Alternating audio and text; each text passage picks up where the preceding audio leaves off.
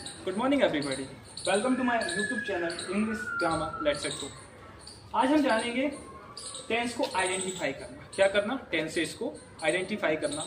Mostly student जब tenses की पढ़ने की शुरुआत करते हैं तो उन्हें पता ही नहीं होता है कि टेंसेस में सब्जेक्ट क्या होता है, वर्ब क्या होता है, ऑब्जेक्ट क्या होता है और अदर वर्ड क्या होता है। इसके अलावा भी इसमें बहुत सी चीज़ें आती हैं, लेकिन मेनली हम आज जानेंगे सब्जेक्ट, वर्ब, ऑब्जेक्ट और अदर वर्ड के बारे में। तो आइए जानते हैं। सबसे पहले हम जानते हैं सब्जेक्ट के बारे में। कोई भी सेंटेंस जो होता है उसकी शुरुआत होती है सब्जेक्ट से। किससे होती है? सब्जेक्ट से। तो सब्जेक्ट क्या होता है? कार्य करने वाला। क्या करने वाला?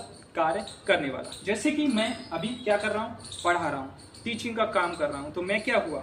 एक कार्य करने वाला। ऐसे एक एग्जाम्पल लेंगे हम। मोहन।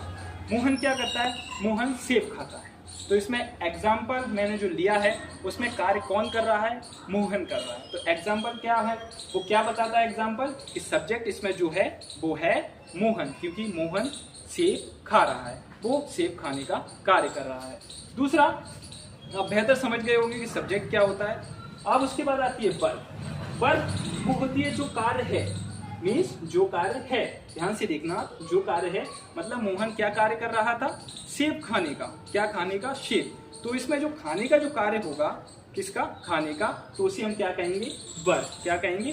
वर्ब। हिंदी में जिसे क्रिया बोलते हैं और इंग्लिश में जिसे वर्ब बोलते हैं। ठीक है। अब उसके बाद हम कैसे पहचानेंगे किसी भी सेंटेंस में कि ऑब्जेक्ट क्या होता है?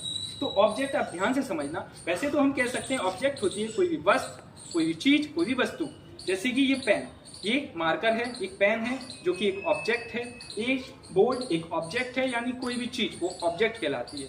दूसरे तरीके से हम समझें, सब्जेक्ट जब कोई कार्य करता है, सब्जेक्ट जब कोई कार्य करता है जिसका इफेक्ट जिस चीज पर पड़ता है उसे हम बोलते हैं ऑब्जेक्ट। यहाँ पर मैंने देखी कि यहाँ पर बनाया हुआ है एक हाथी। हाथी क्या कर रहा है? घास खाने का कार्य कर रहा है। क्या खाने का? घास खाने का कार्य कर रहा है। तो जब हाथी घास खाएगा तो इससे क्या प्रभावित होगा? क्या प्रभावित होगा? ऑब्जेक्ट, यानी वो क्या खा रहा है? घास। खत्म क्या हो रही है? घास। तो घास क्या होगा यहाँ पर? ऑब्जेक्ट, क्योंकि ये सब्जेक्ट के कार्य से यानी वर्ब से प्रभावित हो रही है, तो यही क्या होगा? ऑब्जेक्ट। इसके अलावा सेंटेंस में कुछ पाया जाता है अदर वर्ड्स। क्या होती है सेंटेंसेस में? Other words.